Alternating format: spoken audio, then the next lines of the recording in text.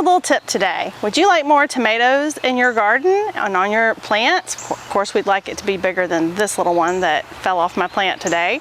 But I have a little trick, because one of the issues that a lot of home gardeners are having this year are not having enough pollinators to pollinate their plants. And so there's a little nifty trick, I actually have two, that you can do if you have a handy dandy battery operated toothbrush. I have an old Quip, and I'm gonna come over here. So you're gonna turn on your toothbrush. It makes that vibration, and the Quips are really great because if you do something too hard, they actually will stop pulsing.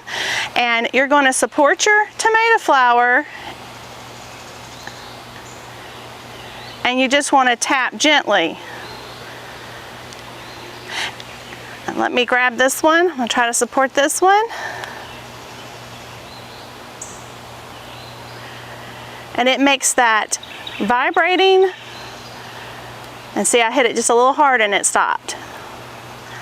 But it makes that vibration that a pollinator, particularly a bee, would make around them to pollinate your tomatoes. So if you go around to any of those kind of blooms on your tomato plants, now they may have been pollinated, I don't know, but I'm trying to ensure that I can get the most tomato production possible. And I know that it's working, because if you can see on my toothbrush, this was totally white, and that is some pollen. That's a good indicator that you have pollinated some of your blooms. I don't think I see any more right now. The second tip that I wanted to show is if you have a cage around your tomatoes, this is what my grandmother always taught me. Boy.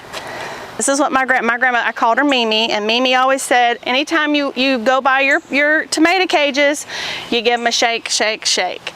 And that is essentially, it's doing the same thing to the plant. It's making a vibration to help pollinate those blooms.